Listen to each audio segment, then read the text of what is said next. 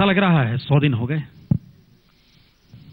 100 दिन में कुछ काम कर सके, कुछ काम करने की योजनाएं बनी हैं और मेरा विश्वास है कि बहुत अच्छी शुरुआत हुई है। जहां शुरुआत अच्छी होती है वहां भविष्य में अच्छा ही काम होगा। इस शुरुआत में राजनीति शुरुआत की गई थी, वो इस शुरुआत में आप लोग भूल गए, आपको इसका एहसास है? देखो, हम तो हमारे काम का एहसास करते हैं। जो काम हमको दिया है वो हम कैसा करेंगे ये इंपॉर्टेंट है। राजनीति के बाद का अध्ययन करना और विश्लेषण करने का पूरी जिम्मेदारी हमने आपके ऊपर छोड़ दी है। 3 सवाल समूचा देश भी देख रहा है। महंगाई, काला धन, रोजगार, उपलब्धियों पर आएंगे, लेकिन ये 3 सवाल हर जहन में है। देखो, महंगाई के बारे में निश्चित रूप से फर्क पड़ा है। इन्फ्लेशन में हम विश्व में सबसे ज्यादा थे। अब इसके बाद एकदम ये 100 दिन में महंगाई कम हो गया ऐसा नहीं, पर जहां तक ग्रोथ रेट है वो 4.5 से 5.5 के ऊपर चला गया है और मुझे लगता है कि आने वाले दिनों में इसी प्रकार की बढ़ोतरी होगी और धीरे धीरे कुछ आर्थिक सुधार और आर्थिक बजट के बाद परिणाम निकलेंगे, पर उसको थोड़ा समय लगेगा। पेट्रोल और डीजल के भाव तो इंटरनेशनल प्राइसेस के साथ जुड़े हुए रहते हैं और जिसको आप बहुत दिखाते हैं, प्याज, पोटैटो, इसके भाव का संबंध प्रोडक्शन और उसकी डिमांड के सप्लाई के साथ रहता है। उसके बारे में भी हमने सॉल्यूशन काफी अच्छे निकाले हैं और मुझे लगता है कि महंगाई एकदम कम नहीं होगी, पर काबू में आएगी।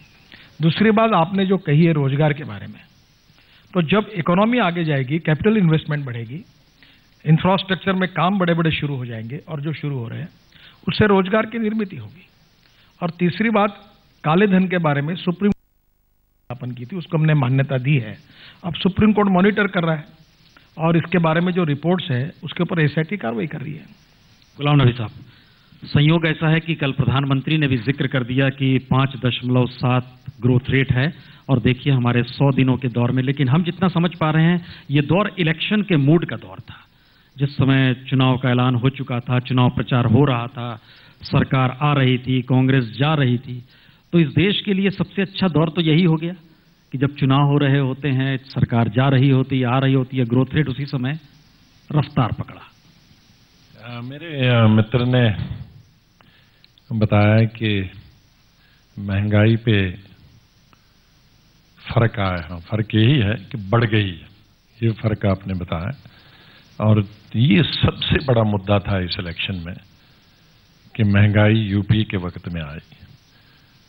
तो ये 100 दिन में महंगाई कई गुना बढ़ गई है, महंगाई कम नहीं हुई और उतनी जितनी थी उतनी भी नहीं रही। तो फर्क इनका कहना ठीक है कि बहुत बढ़ गया। जहां तक इन्होंने ग्रोथ के बारे में कहा 5.7, लेकिन मेरे साथी भूल गए जो फर्स्ट क्वार्टर होता है वो फर्स्ट क्वार्टर अप्रैल से जून तक होता है और उसमें 55 दिन गवर्नमेंट यूपीए की थी और 35 दिन गवर्नमेंट एनडीए की थी।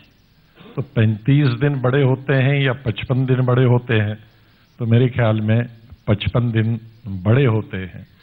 और मैं फाइनेंस मिनिस्टर को बधाई देता हूं, जब उन्होंने बजट पेश किया तो उन्होंने सदन में अपने भाषण में ये मान लिया कि जो यूपीए गवर्नमेंट का इंटीरियम बजट था वो बहुत अच्छा था और वही है और उसमें बहुत कंसेशंस दी गई थी ग्रोथ को बढ़ाने के लिए, जैसे एक्साइज रेट के बारे में, कोल लिंकेज के बारे में, माइनिंग के बारे में। और उसी को चलती आरबीआई ने, आईएमएफ ने और इकोनॉमिक सर्वे ने कहा था कि फर्स्ट जो क्वार्टर होगा उसमें जो ग्रोथ होगी इस साल वो 5.5 से 5.6 हो गई। तो ये अनुसार, उसी के अनुसार जो मिस्टर चिदम्बरम ने स्टेप्स लिए थे, ये उसका परिणाम है, न कि 35 दिन का परिणाम। हाँ, इलेक्शन कमीशन हालांकि नोटिफिकेशन पहली बात तो ऐसी है कि 10 साल तो इन्होंने बैंड बाजा बजा दिया। 8.5% का 4.5% रहा है, कभी इनके इसमें बढ़ोतरी तो हुई नहीं। जब जब ये थे, चिदम्बरम जी थे, इनकी सरकार थी, सब इकोनॉमिक पैरामीटर डाउन जा रहे थे और हम आने के बाद अगर बढ़े हैं तो जिन्होंने 10 साल तक नीचे जाने का काम किया तो इन्होंने किए हुए काम से हम इतने दिन में ऊपर आए, वो भी इनका क्रेडिट है, ये कह रहे हैं।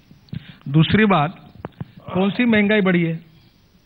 अगर मैं इनको पूछना चाहता हूं कि इनकी तुलना में आज कौन से चीजों के भाव बढ़े हैं? पहली बात तो ऐसी है कि एक बात मैं मानता हूं कि पेट्रोल डीजल की प्राइसेस जो है वो डॉलर रुपीस फ्लक्चुएशन के साथ और इंटरनेशनल प्राइस के साथ जुड़े हुए हैं। ये तो पहले भी होता था ना? हाँ, पर पहले विरोध क्यों करते थे आप लोग? नहीं, आप पूरी बात सुने नहीं मेरी। पूरे महंगाई का संबंध उसके साथ नहीं है। बाय एंड लार्ज आज की स्थिति ऐसी है कि जो इसेंशियल कमोडिटीज की चीजें हैं वो कम होने के लिए शुरुआत हुई है।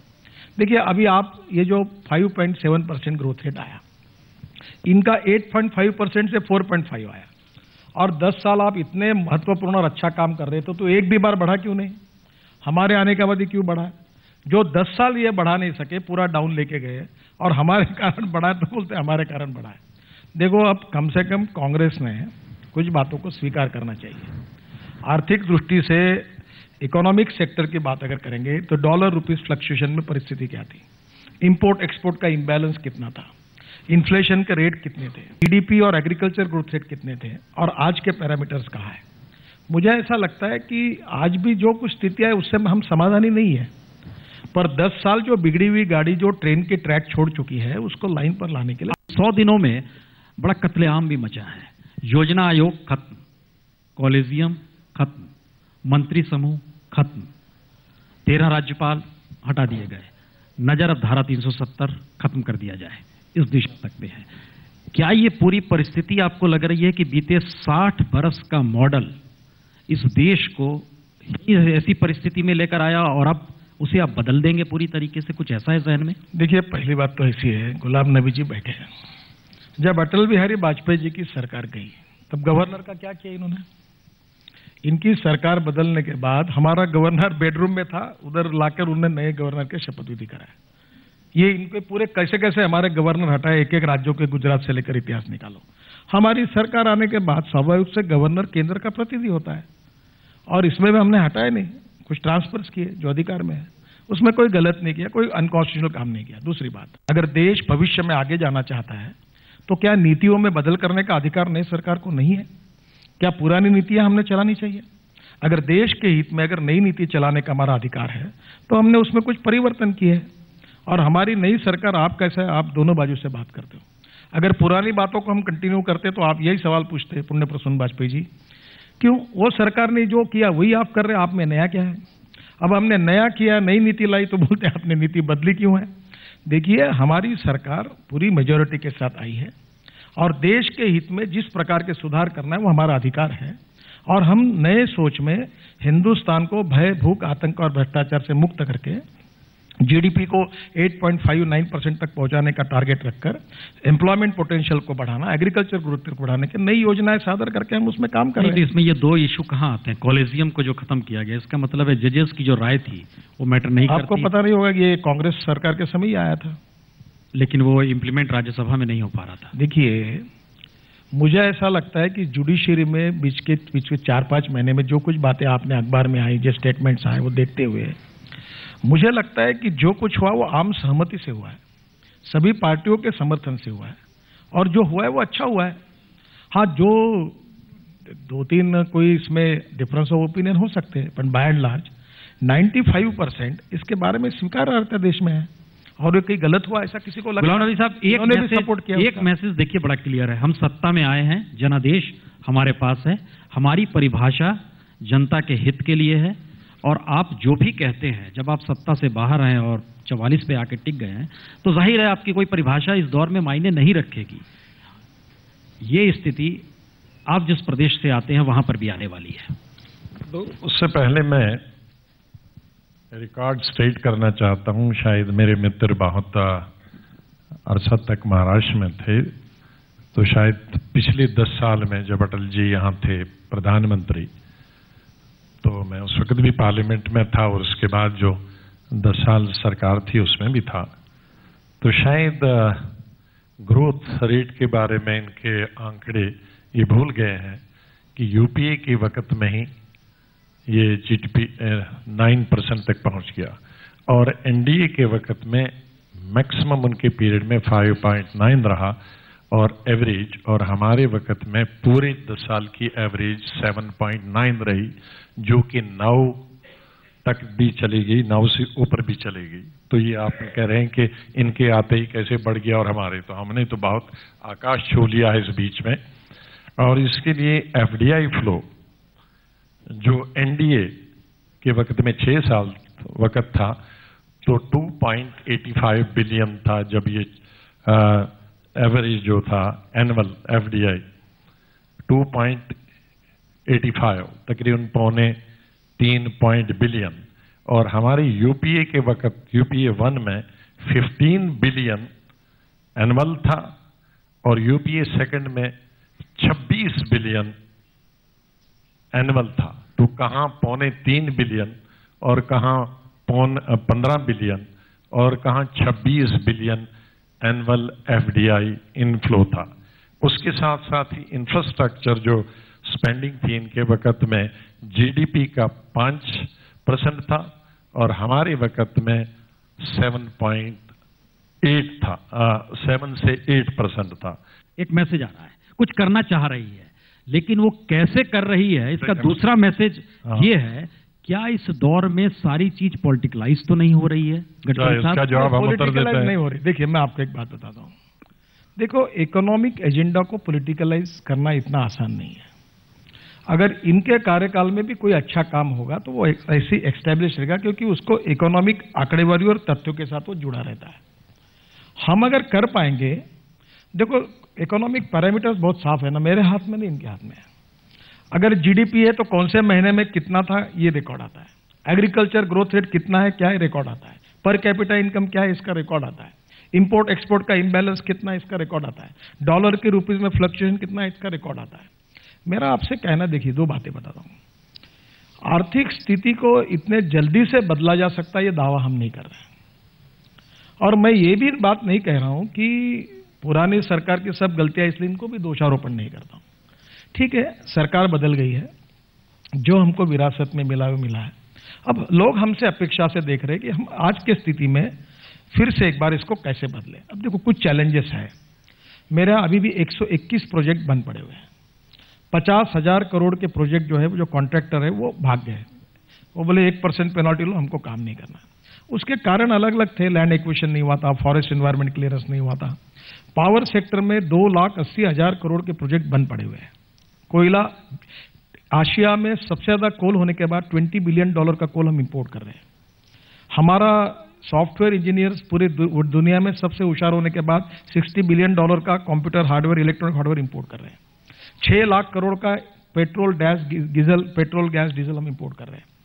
$350 बिलियन हमारा इंपोर्ट एक्सपोर्ट का इम्बैलेंस है।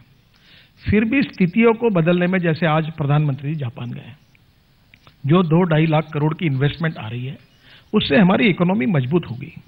डॉलर की तुलना में रुपया जो एकदम काफी बड़ा नीचे आएगा, और ये कठिनाइयां हैं। नजरिया इसलिए उलझा हुआ है क्योंकि जो 2,10,000 करोड़ जापान देने वाला है और सरकार का जो नजरिया सामने आ रहा है, उसमें हम जोड़ते हैं तो बम्बई से दिल्ली तक बुलेट ट्रेन चल सकती है।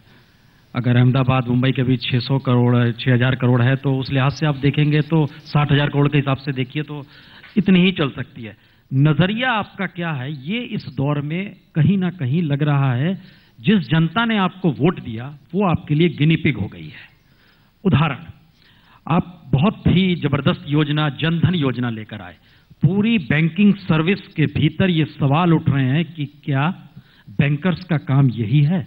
कोई डायरेक्शन नहीं, खाते किसके खुलने हैं, कोई जानकारी नहीं। 5,000 का ड्राफ्ट लेने के बाद उन पे कौन सा इंटरेस्ट हम कैसे लगाएंगे, कोई जानकारी नहीं। 1 लाख आप इंश्योरेंस कर रहे हैं। यही काम चिदम्बरम साहब ने किसानों को लेकर किया था। सवाल यह है कि आप बैंकिंग सर्विस भी कोलैप्स हो जाएगी इस पूरे प्रोसेस में, उनके पास कोई काम नहीं बचेगा और इसी काम में उलझे रहेंगे, या फिर आपके जहन में वाकई वो सवाल हैं जो सेंट्रल हॉल में प्रधानमंत्री मोदी ने पहले भाषण में जिक्र किया था? आखिरी व्यक्ति, हाशिए पर का व्यक्ति, किसान, मजदूर, सब तो गायब हो गया है, चकाचौंध में खो गया। मुझे तो लगता है आपके सवाल में इतने कॉन्ट्रडिक्शंस हैं। बताइए कैसे? एक तरफ बोलते हैं कि गरीब गायब हो गया, दूसरी ओर इस देश में स्वाधीनता के 68 साल होने के बाद 60% आबादी के बैंक अकाउंट नहीं है। और पहली बार इस देश में करोड़ों लोगों के बैंक अकाउंट ओपन हो रहे हैं। ये अच्छी बात है कि बुरी बात? हम आपको जानकारी दे देते हैं, 1 मिनट। गलत खबर आई है ये कि दरअसल 1.5 करोड़ अकाउंट खुले हैं, सिर्फ फॉर्म भरे गए हैं। बैंकों में जानकारी हमने लगातार ली है इस बारे में। ये खबर भी गलत है कि 1.5 करोड़ अकाउंट खुले हैं, सिर्फ फॉर्म भरे गए। मैं आपकी बात को बिल्कुल दोबारा देखो जिम्मेदारी के साथ फिर आपको बता रहा हूं। मैंने नागपुर में इनॉग्रेशन किया था, शाम को 5 बजे 6 बजे मुझे वहां सब बैंकों ने मिलकर आंकड़ा दिया और ये 1.5 करोड़ के बारे में मैं कायम हूं। फॉर्म भरे हुए, इसका मतलब अकाउंट खोले गए। जिन्होंने फॉर्म भरे उनके अकाउंट खुले हैं। और आप इसको बहस करिए और मेरा गलत होगा तो मुझे दिखाइए। दूसरी बात मेरी सुन लीजिए। आरबीआई वो दूसरी बात, प्रधानमंत्री ने 1 लाख रुपए का इंश्योरेंस देने के बाद 30,000 रुपए का लाइफ इंश्योरेंस दिया है। और जब उसको हम लोग 6 महीने के बाद अकाउंट ऑपरेट कर 5,000 का रुपी डेबिट कार्ड दे रहे हैं। ये रुपी डेबिट कार्ड ऐसा है कि 5,000 रुपए तक वो खर्चा करे और ये 5,000 रुपए अगर वो टर्नओवर ठीक से करता है तो उसको आगे लिमिट बढ़ाई दी जा सकती है। देखिए, इसमें बिल्कुल क्लियर कट इंस्ट्रक्शंस है। मैंने खुद अपने जिले में अनेक बैंकों में ये काम हुआ है। लोग लाइन लगाकर लोगों ने अकाउंट खोले हैं। जिन्होंने फॉर्म भरा है उसका अर्थ यही है कि उनका अकाउंट ओपन हुआ है। जिनका फॉर्म भरा है उसका अर्थ यही है कि उनका इंश्योरेंस 1 लाख का हुआ है।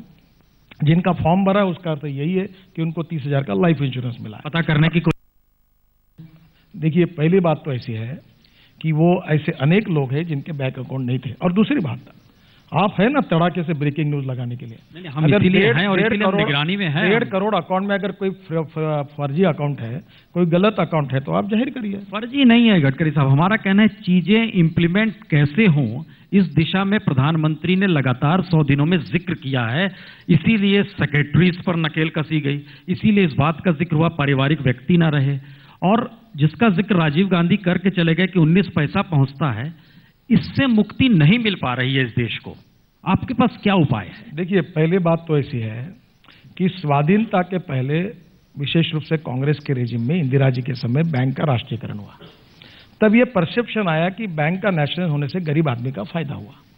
फिर भी स्वाधीनता के 67 ईयर्स पूरे होने के बाद हमारे देश में 60% आबादी का बैंकों में अकाउंट नहीं था।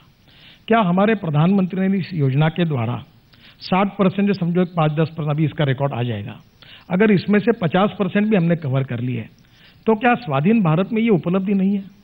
दूसरी बात, सरकार की जो अनेक योजनाएं हैं, कोई पेंशन स्कीम से, कोई सब्सिडी की स्कीम है, कोई इसकी स्कीम से, इसके बाद ई ट्रांसफर होगा, डिजिटल गवर्नेंस आएगा, क्या ये उपलब्धि नहीं है? तीसरी बात, अगर 5,000 रुपए का टर्नओवर अगर ठीक से करता है रुपी डेबिट कार्ड का, तो 5,000 की लिमिट 10,000 होगी, 15,000 होगी, उसकी क्रेडिबिलिटी एक्स्टेब्लिश होगी। इसमें जैसे अभी महिला बचत गट मेरे विभाग में आता है, 150 जिले में जो सोशली इकोनॉमिकली बैकवर्ड है उनको मैंने 4% इंटरेस्ट से महिला बचत गट के लिए लोन दिया है। और बेचारी महिलाओं के अकाउंट खुलेंगे, उनके छोटे छोटे रोजगार होंगे, उनको काम मिलेगा। और मुझे लगता है कि इस पूरी योजनाओं का आप जैसे रिसर्च जरूर आपने करना चाहिए। और मैं ये मानता हूं कि हिंदुस्तान के आर्थिक इतिहास में प्रधानमंत्री ने ये जो बैंक अकाउंट के बारे में जो योजना जाहिर की है, मैं आपसे नम्रतापूर्वक अनुरोध करूंगा कि हिंदुस्तान के स्वाधीनता के बाद पहली बार करोड़ों गरीबों तक जो सोशली इकोनॉमिकली बैकवर्ड है उनके पास पहुंचकर उनको बैंक अकाउंट के इसमें परिग में लाना, ये बहुत बड़ी उपलब्धता इससे हुई है। और आगे इसके परिणाम भविष्य में गरीब के लिए अच्छे निकलेंगे। यही शब्द मनरेगा को लेकर थे और उसी तरीके से आपने मनरेगा को लेकर कटघरे में खड़ा किया था कि विजन लेस है, और जब सत्ता में आए तो आपने बोला कि नहीं इंप्लीमेंट करें। आपको शायद मालूम नहीं होगा, मनरेगा का एक ऐतिहासिक निर्णय मैंने जाहिर किया और कल ही रात को मैंने उस फाइल पर साइन किया है। फाइल पर ये 60-40 का था, ये 49-51% किया है। दूसरी बात, पंजाब, हरियाणा, गुजरात, वेस्टर्न महाराष्ट्र, ये ऐसे प्रदेश है कि जहां मनरेगा का कोई उपयोग ही नहीं है। आंध्र प्रदेश, छत्तीसगढ़, इसको भी जोड़ लीजिए। नहीं, जहां एग्रीकल्चर ग्रोथ रेट ज्यादा है, अभी जैसे पंजाब और हरियाणा में, वहां मजदूर इंडस्ट्री में ही काम करने के लिए बिहार से आते थे। तो मैंने निर्णय यह किया है कि जो सबसे सोशली इकोनॉमिकली बैकवर्ड डिस्ट्रिक्ट है और ब्लॉक्स है, उसमें अब मनरेगा का उपयोग हम करेंगे। और उसमें 49 और 51% ये देश के सभी राज्य सरकारें मांग कर रहे थे। ये एक हिस्टोरिकल डिसीजन हमने लिया है। इन्होंने योजना जाहिर की, इसलिए हमने बंद नहीं किया उसको, हमने उसमें सुधार किया है। नहीं, वही मुश्किल है, आपने बंद नहीं किया। यूआईडी का आपने विरोध किया, आपने बंद नहीं किया। उस दौर में आपने महंगाई का जिक्र किया, आज आप उसके कारण बता रहे हैं। जो बात अच्छी है उसको बंद क्यों करना चाहिए? तो वो केवल उस अच्छी बातों का एहसास जनता को गिनी पिग बना के आपने चुनाव के वक्त किया? क्यों आपने विरोध करते हुए जनता को एहसास दिलाया कि हम बेहतर काम करेंगे? पहली बात तो ऐसी है कि हमने मनरेगा का इस प्रकार का विरोध, मनरेगा में जो भ्रष्टाचार हुआ उसका विरोध किया है। हम देखो मैं आपको एक बात फिर बताना चाहता हूं, नरेंद्र मोदी जी के नेतृत्व में हमको ये काम नहीं करना है कि यूपीए सरकार की हर योजना को बंद करना है। यूपीए सरकार में जो अच्छी योजना है, जो अच्छा काम है, उसको हम आगे लेकर जाएंगे। और अगर जैसे अभी इंदिरा आवास योजना थी, 70,000 रुपए में मकान, ये 12,000 में टॉयलेट, आप भी मंत्री थे, तो मैंने हमारे सेक्रेटरी को पूछा, आपके घर में आप 12,000 में टॉयलेट बना सकते क्या? बोले नहीं। तो योजना क्यों रखते हो? 70,000 रुपए में आप घर बना सकते क्या? नहीं बना सकते। मैंने कहा इसके लिए वर्कशॉप लो। परसों मैंने यहाँ वर्कशॉप लिया था और बैंक ऑफ आइडियाज और इनोवेशन में देश भर के लोगों को बुलाया था। एक पूना के इंजीनियर आए थे, उन्होंने हवा से पानी तैयार किया, 6-7 लाख रुपए का यूनिट है। अब 17,000 गांवों में दूषित पानी का बहुत बड़ा प्रॉब्लम है, जहां फ्लोराइड्स है, आर्सेनिक है, बहुत कठिन है। तो उसमें अगर ये हम लोग बीओटी पर अगर ये योजना तैयार कर रहे हैं, ये जो प्रीकास्ट का है उसका उपयोग करके उसी जगह का मटेरियल यूज करके हम 70,000 के जगह ज्यादा अमाउंट देंगे और अच्छा पक्का मकान बनाने की कोशिश करेंगे। कंसेप्ट अच्छा है, महंगाई बढ़ी है, उस पैसे में नहीं हो सकता, हम उसमें सुधार कर रहे हैं।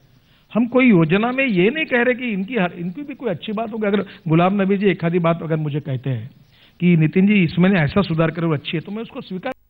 गुलाम नबी जी, आप अच्छी बात कहिए। आप देश में सद्भावना का जिक्र पार्लियामेंट के भीतर भी कर रहे थे, आंकड़े गिना रहे थे राज्यसभा में, तो आप तो कि देश में ऐसे तार हो रहे हैं संबंध हिंदू और मुस्लिम को लेकर, सीधे कहते हैं, तो वो अच्छी बात आपकी नहीं लग रही है इन्हें अच्छी? आप आरोप क्यों लगा रहे थे?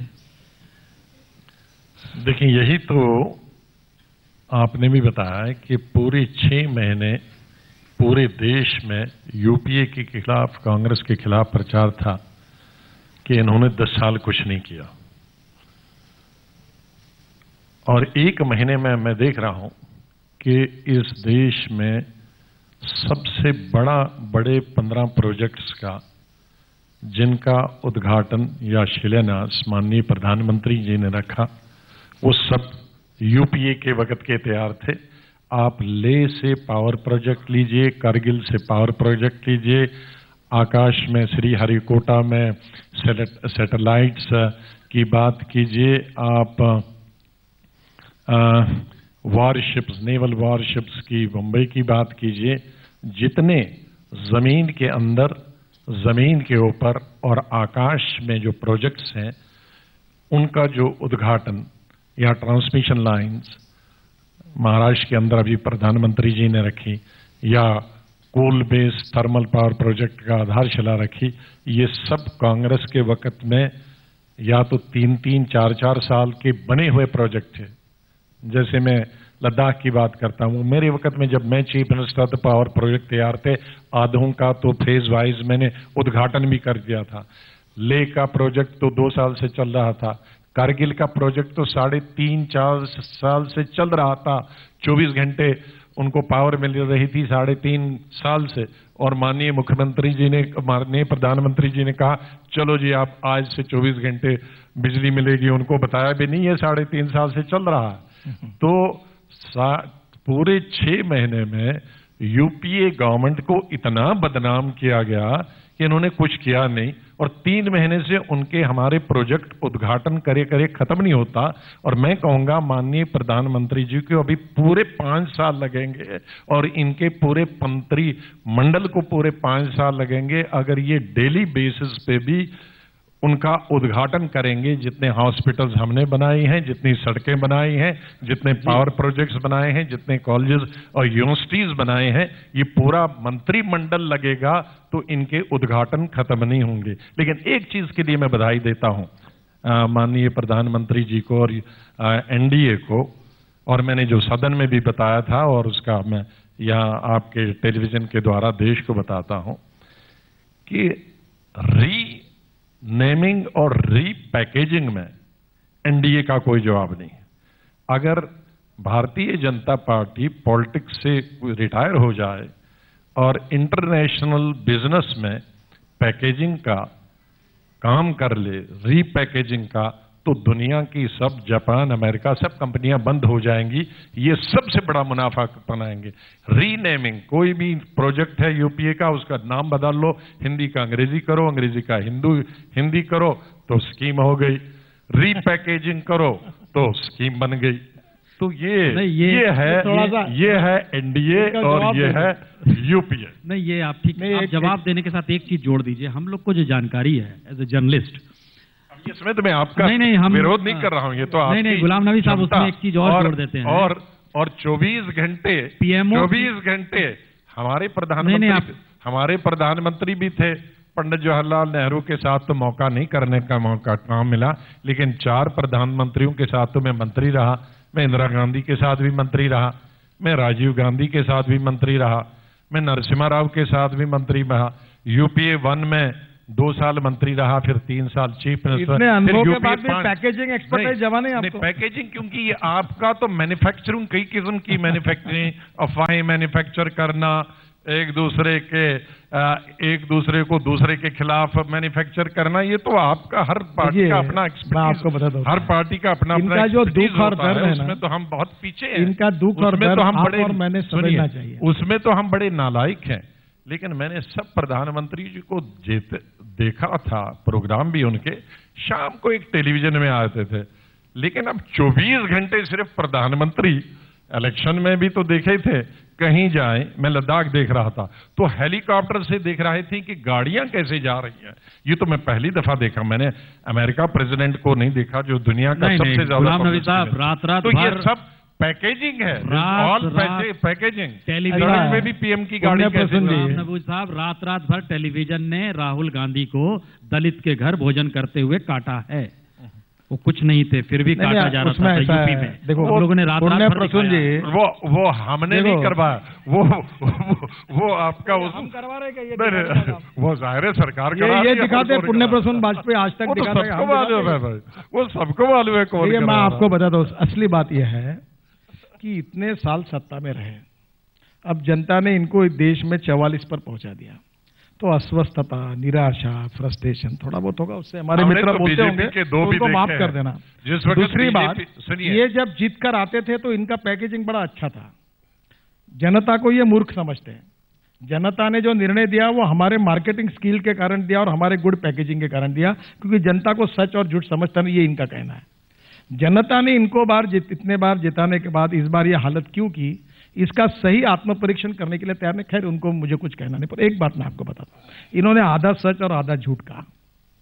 आधा सच ये है कि कुछ काम इन्होंने शुरू किए हैं और वो पूरे होने के बाद जब सरकार बदल गई तो मैंने मुंबई पुणे एक्सप्रेस हाईवे बनाया मैंने, उद्घाटन किया शरद पवार जी ने और राजीव गांधी जी ने। अब बनाना तो मैं था, वो क्यों जतलाते नहीं, तो मुझे बुलाया भी नहीं। देखिए, ये सरकार में होता ही है, आपको बुलाया भी नहीं, नहीं। और दूसरी बात, अभी हमारी इन्होंने शुरू किए प्रोजेक्ट अगर हमारे कार्यकाल में पूरा होते हैं तो प्रथा ये नहीं है इनको बुलाने की। बुलेट ट्रेन आपको उद्घाटन, अटल बिहारी वाजपेयी ने राष्ट्रीय बुलेट ट्रेन आप ही को उद्घाटन करना पड़ेगा, खुश हो जाइए। नहीं, कम से कम इस सपने में तो खुश रह जाएंगे। मुंगेरी लाल के हसीन सपने जैसे ये भी सपने में खुशियां रहेगी कुछ दिन। आप देखें, भारतीय जनता पार्टी के लीडर पार्लियामेंट के अंदर, पार्लियामेंट के बाहर ये 280 और 44 का आंकड़े गिनते हैं, लेकिन हमने भारतीय जनता पार्टी के 2 एमपी भी देखे हैं। और मैं minister of state parliamentary affairs था उस वक्त 85 में, माननीय अटल जी थे और एक और एमपी थे, तो हमने तो आपके 2 भी देखे हैं। वो भी नहीं थे, आप गलत जानकारी बता रहे हैं। तो अटल जी भी चुनाव हार गए थे, दो आदमी थे, बहरहाल 2 थे। अटल जी खुद हार गए थे, तो 2 आपके एमपी थे, हमने 2 भी देखे हैं। ये 2 और 44 और 280, और हमने 414 भी देखे हैं। आप तो अभी 280 पे इतने फूल गए। नहीं, लेकिन 480। गुलाम नबी साहब, इस 100 दिनों में पहली बार ऐसा हुआ है कि हम सिलसिलेवार तरीके से बढ़े। नितिन गडकरी जी, आपकी जासूसी हुई थी कि नहीं हुई थी? काय की जासूसी? शुरू तो इन्हीं के घर से हुई थी। ये बात पता है? शुरू तो इनके घर से। आपको पता है? शुरू तो आपके। देखो, मैं आपको एक बात बताता हूं, मेरे घर में क्या हुआ ये मैं कहूंगा कि पुण्य प्रसून वाजपेयी या गुलाम नबी आजाद कहेंगे। जब मैं दुनिया को बता रहा हूं कि मेरे घर में कुछ हुआ ही नहीं है, कुछ मिला ही नहीं है, नहीं, मिला ही है, मिला ही है।